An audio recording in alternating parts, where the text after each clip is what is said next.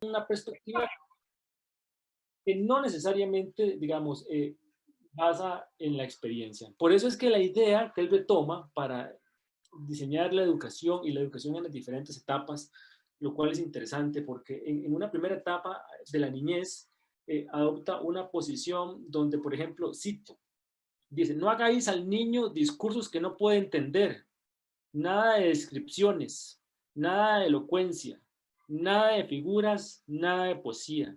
No se trata ahora de sentimiento ni de gusto. Seguid siendo claro, sencillo y frío. Demasiado pronto llegará el tiempo de adoptar otro lenguaje. Y esa perspectiva es interesante porque más adelante lo podemos ver un poco con el desarrollo de la filosofía de la ciencia en términos de cómo se conoce el enfoque natural en el desarrollo de las ciencias. Tiene algo que nos debe llamar a la reflexión. Y es justamente esa, como yo decía al inicio, esa dislocación entre ese enfoque natural, inmutable, perfecto, que usted tiene que ir a conocer, que no puede ir a intervenir, con la instrucción, palabra clave en el desarrollo de la historia de la educación, esa instrucción que empieza cuando nosotros nacemos. En Costa Rica, nada más para tomar esto como nota al pie, el primer ministerio no era un ministerio de educación, era un ministerio de instrucción hasta la reforma Mauro Fernández. Entonces, esta primera concepción, digamos, tiene que partir de aquí, no podemos, digamos, dejarla de lado porque no estaríamos entendiendo realmente cuándo es que esta educación empieza a ser parte de eso que decía Cicerón, la educación como un alimento que el ser humano requiere para poder desarrollarse adecuadamente y se desarrolla en la naturaleza, en ese contexto. De ahí algunos enfoques críticos de esta primera perspectiva, ¿no?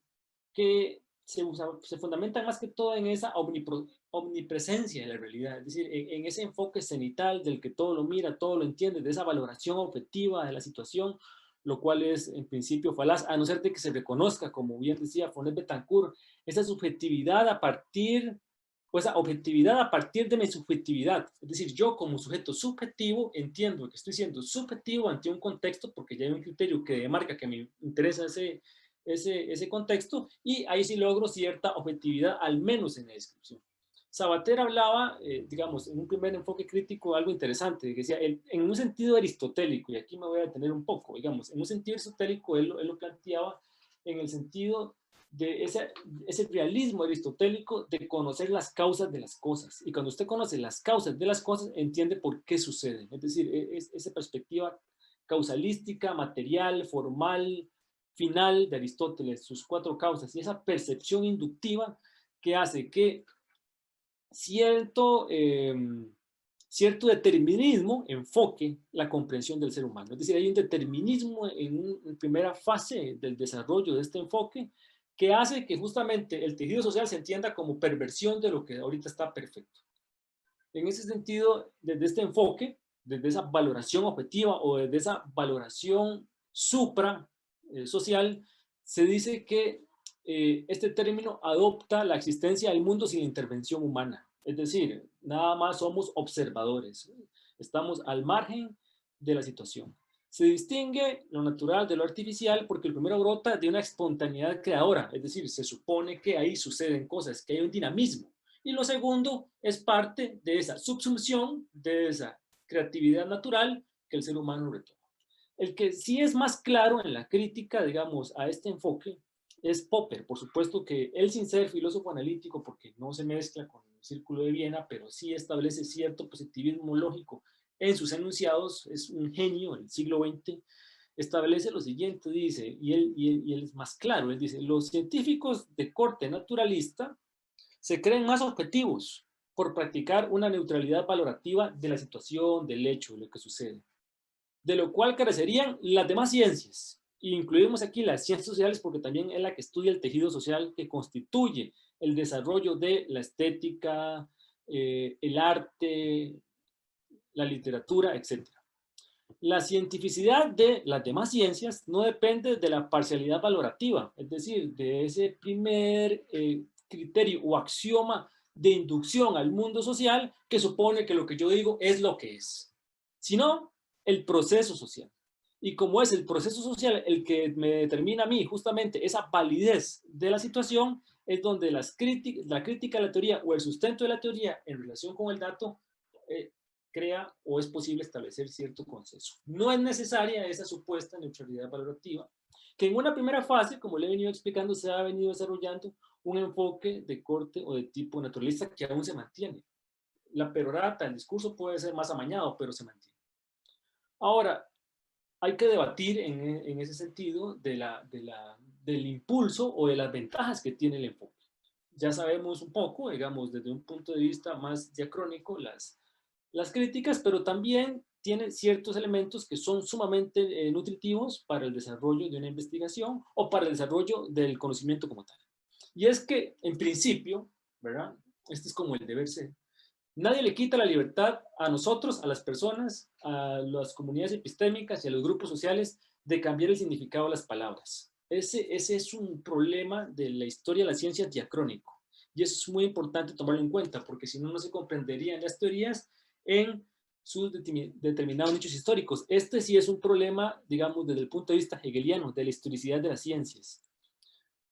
Conceptos científicos como conceptos históricos. Un primer desarrollo de más de 500 años, hasta el discurso del método, donde se cambia un poco esa visión ecuménica por una visión más científica, esa causalidad aristotélica, seguida por el principio de legalidad, que es este que estoy planteando, que es el discurso del método cartesiano, que es el asentamiento del modelo hipotético deductivo, que es el modelo actual que se desarrolla en esta universidad en todas las disciplinas, y es el mismo modelo que nos ha permitido desarrollar grandes avances científicos. Aunado a esto, a otro periodo histórico, más o menos de el 70 para en adelante, el periodo histórico, tomando en consideración también, digamos, la perspectiva más hegeliana de la antítesis, síntesis o tesis del desarrollo de la investigación. Desde el punto de vista histórico, es decir, los conceptos científicos son históricos, se entienden en un contexto y a partir de ahí comienzan a crear esos diferentes nichos estanco disciplinarios que permitieron luego la multidisciplinaridad. Y esto es una nota al pie, la multidisciplinaridad y luego la posible interdisciplinaridad surge a partir del desarrollo exhaustivo de la disciplinaridad, no al revés.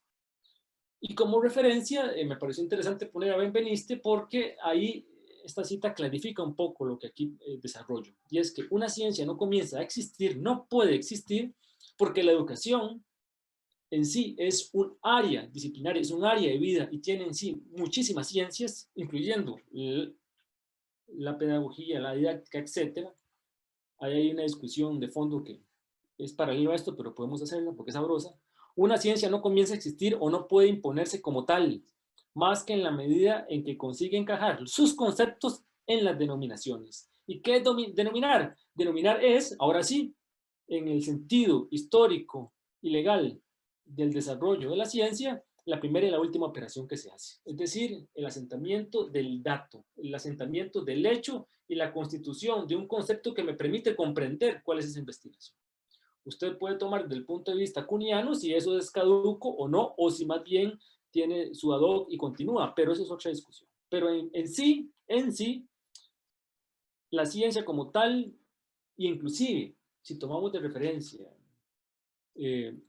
esta causalidad aristotélica, es la construcción o denominación de conceptos. Sin esa no puede haber investigación, sin ese constructo conceptual, porque inicié al inicio planteando de que esta supuesta neutralidad valorativa, de ir al campo, de ir a la naturaleza, de tener el criterio de qué es lo que sucede, independientemente, digamos, del hecho que lo constituye, porque esa es otra discusión, puede ser interesante, no puede, digamos, llevarse a cabo si no hay un orden conceptual objetivado, es decir, válido. Sin eso es imposible hacerlo. Ahora, la metodología naturalista. Aquí quité, para hacer esta presentación más corta, porque el tiempo es pequeño, dos obras de arte. A mí me gusta incorporar el arte como hecho o como fundamento antropológico, como dato para explicar un poco. A veces es más agradable que la simple perorata que uno pueda establecer. Y anoté ahí dos obras de arte. Después las pueden buscar, que son de Courbet, un realista, que una obra son Los Picapiedreros y otra es El origen del mundo. Y lo establezco así porque independientemente de que se establezca esta metodología como naturalista objetivada, hay un criterio que lo determina. y es que la metodología de este corte ayuda a la comprensión e interpretación de una realidad educativa, en este caso de un fenómeno de la realidad educativa, tomando a colación todo el abordaje que desde Kant, desde su crítica a la razón, nos da en el sentido de que la realidad es tan compleja que no se puede comprender por sí misma, pero sí podemos comprender los fenómenos, es decir, su noumeno kantiano, es decir, la comprensión del fenómeno concreto para poder entender entretejidamente la realidad que es compleja. Entonces, esta metodología ayuda a la comprensión y a la interpretación de un fenómeno de la realidad, en este caso educativa, concreta, puntual, pero se despreocupa de por qué eso sucede. Y esa es una crítica sumamente importante, porque entonces, efectivamente, es un método que ayuda ex ante al proceso del desarrollo del conocimiento. No puede ser ex post, es decir, no puede ser después, tiene que ser antes. Ahora, algunos criterios que son importantes tomar a colación que se desarrollan adecuadamente, me parece a mí, digamos, desde esta comprensión, tomando en cuenta las críticas y su aporte, por ejemplo, eh, la investigación a partir de los problemas de la realidad concreta, a partir de la metodología para la comprensión de los fenómenos, los cuales son todos elementos a favor de este corte de tipo de investigación. Anoto 4 criterios que son al menos interesantes antes de pasar a algunos ejemplos que me orientaron a mí a plantear o a entender por qué es que este enfoque está tan arraigado en lo que hasta ahorita yo he leído en esta unidad académica y en parte del cine. Y es la toma de conciencia radical, y aquí el concepto radical es del fundamento, de la raíz del sentido de los hechos o del sinsentido de los hechos. Es decir, la toma de conciencia del origen de las cosas. La palabra radical no es, como se quiere ver ahorita en la televisión laxa, que uno ve todos los días, de que usted es muy recalcitrante, usted es muy fundamentalista, que es otra cosa. Aquí lo radical, el concepto requiere un resignificado, y es que es ir a la raíz. Entonces, la toma de conciencia de ir a la raíz del sentido de las cosas. Oír o tomar conciencia del sentido, del origen de las cosas, de lo que no tiene sentido. Por ejemplo, ¿qué no tiene sentido? No tiene sentido evaluar o tener la misma metodología evaluativa en tiempos de pandemia, por ejemplo. Es un sinsentido, porque el hecho no concuerda con la situación, por ejemplo. Crítica a la investigación naturalista decimonónica, pero esto más que, digamos, por su orientación biologicista, lo cual es inclusive hasta un poco perverso, es más que todo, digamos, aplicada en Costa Rica es interesante, porque la educación, digamos, y el desarrollo histórico decimonónico en Costa Rica tiene un gran impulso. El hecho más fácil de recordar es la reforma de Mauro Fernández, es decir, cuando en primaria se readecúa no solo la cantidad de años que tiene que estar un niño o una niña en primaria, sino que se readecúan los métodos, claro, enfocados al aprendizaje. Pero hay un repensamiento de la situación de la educación en Costa Rica y pasa a ser del Ministerio de la Instrucción a ser Ministerio de la Educación. Entonces es interesante el siglo XIX en el desarrollo de la educación en Costa Rica con la reforma Mauro Fernández e inclusive el posterior impulso que se le da a partir de la fundación de la Escuela Superior. Es decir, tenemos un periodo que es al principio del siglo XIX que en Costa Rica se impulsa la educación, partiendo inclusive de hace 151 años, donde se establecía la educación obligatoria para todo el mundo, hombre, mujer. A partir de ahí viene esa reivindicación. Claro, el enfoque ahí de corte naturalista se da desde el punto de vista del aprendizaje, en Costa Rica al menos. Hay un libro muy bueno, muy simple también en su narrativa, se llama Historia de la Educación de Costa Rica, que es bueno, es viejo además, pero que puede ayudarnos a comprender un poco esto.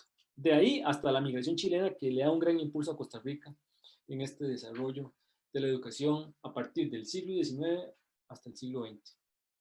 El orden conceptual objetivo para convertirse en una proposición normativa, es decir, el orden conceptual que desde una disciplina se legitima por su comunidad porque tiene un hecho que lo fundamenta, que da una explicación actual de lo que sucede, y su readecuación normativa para aplicarla dependiendo de la capacidad explicativa que encontremos del hecho o el problema que estemos investigando.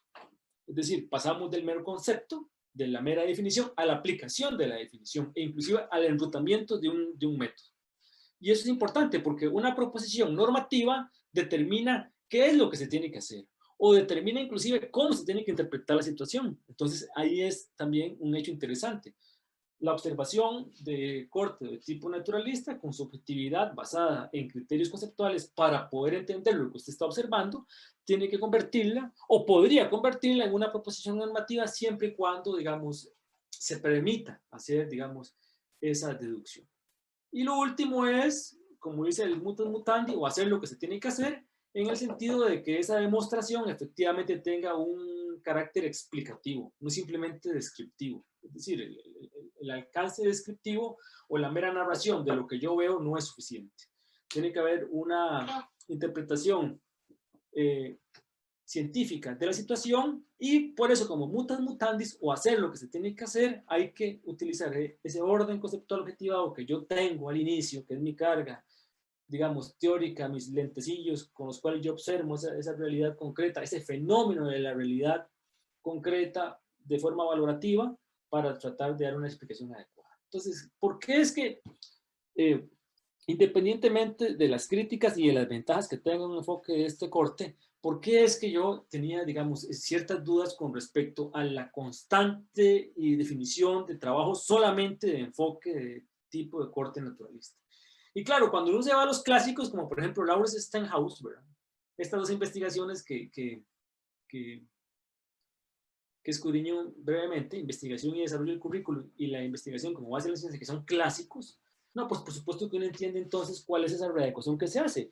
Entonces esas investigaciones son de tipo psicoestadística, de situación de aula, de base experimental, pero lo interesante es que esta persona utiliza un método agrícola. Es decir, hace una readecuación del método agrícola de Fisher para poder aplicarlo al aula. Y eso es interesantísimo, porque es decir, ¿sirve o no sirve esta receta? ¿No? Es decir, si yo voy y determino la situación de los suelos, analizo su acidez, establezco las relaciones agua, tierra, semilla, ¿no? Y si aplico este método, hay un alto crecimiento de la producción o no. En relación a esto de sirve o no sirve, de aplicación, como si fuera un laboratorio, lo aplica al desarrollo del currículum. Tiene sentido en primera instancia, porque el currículum es una estructura, ¿no?, que genera cierta prospectiva, es decir, se supone que lo que está diseñado ahí funciona para más adelante. Entonces, en ese sentido de la predictibilidad de la situación, tiene sentido, pero también hay un fundamentalismo, y es que la educación no funciona así. Aquí, el viraje que se da es al ser humano.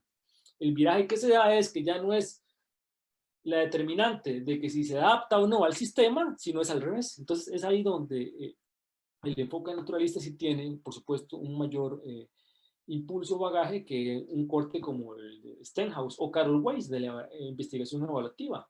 Es interesante porque aquí lo que esta persona propone es que la investigación o el uso de los resultados funciona para la toma de decisiones. Me suena esto a puro gobierno, pero bueno, y no necesariamente. ¿Por qué? Porque hablamos de la calidad del juicio, es decir, la calidad del juicio o la calidad del análisis, es decir, lo que es o lo que debería ser. Y en este sentido, Carol Way determina el rol o el perfil del investigador. Y ella dice que el investigador o investigadora debe carecer de prejuicios, lo cual en sí desamerita absolutamente cualquier investigación o cualquier resultado. Porque ese es un dato consustancial a la correlación que uno puede hacer entre la toma de decisiones y el juicio, lo que ella plantea. Hay una contradicción en sí misma. David Fox, el proceso de la investigación en educación, sigue el mismo corte que las anteriores. Aquí yo lo que hice fue retomar clásicos, digamos, clásicos de la investigación de forma aleatoria. El proceso de la investigación, definición de los términos, quiénes son los sujetos y la prueba de error. Es decir, ¿funciona o no funciona? ¿Acerté o no acerté? Pero claro, ahí el objeto de estudio o la unidad de análisis principal no es el sujeto, no es la persona, sino es el método, en este caso la didáctica. Y es ahí donde también es un enfoque válido de la investigación, pero que se podría ampliar o mejorar, desde mi perspectiva, tomando estos otros elementos que hemos anotado anteriormente. Merlin Wittrock, La investigación y la enseñanza, ¿verdad? Este es un texto un poco más complejo, yo aquí lo tengo, porque él habla de métodos cualitativos de la observación. Y yo busqué por todos lados donde podría, digamos, tener cierta relación con el método de enfoque naturalista, sin decirlo, sino al menos, digamos, tomando en cuenta algún axioma de los que anotamos anteriormente. Y lo único que me encontré fue la siguiente cita, que dice: la tendencia de la investigadora a apresurarse a sacar conclusiones inductivamente desde las etapas iniciales del proceso de investigación puede denominarse el problema de la tipificación prematura. Y eso sucede constante y recurrentemente en absolutamente todos los procesos de investigación. No solo a nivel de estudiantes, sino inclusive ya a nivel profesional. Y eso es, digamos, algo que sucede constantemente. El elemento de la supuesta investigación no se da, sino es el reforzamiento o el forzamiento de los resultados de una investigación donde realmente no hay un método. Y el libro quizás más interesante, junto con el de Rosa María Torres, de Itinerarios de la Educación en América Latina, fue el de Carmen García Guaidá, porque ella establece obviamente un enfoque latinoamericano, y aquí es donde se entiende perfectamente. ¿Por qué? ¿Por qué? Porque al fin y al cabo la cosmovisión latinoamericana del siglo XX es una cosmovisión reivindicatoria, es una cosmovisión que establece un método de concientización fundamental basado en Freire y Mosconi, en años realmente interesantes, de los 60 a los 70, en plenas revoluciones, en plenos reacomodos, ideologías políticas, asentamiento de nuevos tejidos sociales constitutivos de las nuevas líneas del desarrollo de América Latina, entiéndase paradigmas como la teoría de la dependencia, que son fundamentales, teología de la liberación. Eso es riquísimo y nutritivo, y es ahí donde desde América Latina entendemos bien, ahora sí, por qué es que los alcances de este tipo de investigación tienen una alta injerencia en el desarrollo de la educación y de la pedagogía en América Latina. Dos líneas fundamentales. Uno, la marxista, fundamental, básica, extraordinaria, ya no solo en la economía, en la política, en la sociología, la filosofía, sino también en la educación. Esa ideología de la relación, educación y quizás un poco errada superestructura. Y dos, las teorías del subdesarrollo a través de la teoría de la dependencia. La crítica de la escuela en función de la sociedad burguesa, lo que venía sucediendo en Costa Rica, obviamente en el siglo XIX, que era todo un reacomodo, pero en una sociedad altamente desigual, y la estrecha relación con el enfoque francés, principalmente Baudelaire y Bourdieu, pero en términos de referencia, no de aplicación. Entonces, digamos, esa es la pequeña y rápida disertación que tuve que hacer, 30 minutos, sobre la investigación de corte naturalista, y digamos, todo eso que tuve que recorrer porque me parecía interesantísimo entender por qué privilegiar ese corte de investigación sobre otro, tomando en cuenta algunas referencias básicas, al menos de origen, y otros criterios que críticamente se le hacen al enfoque, que también lo logran impulsar como un enfoque desde mi punto de vista muy bueno para hacer una preinvestigación, pero que hay que suplir para generar nuevo conocimiento. Eso sería. Muchas gracias.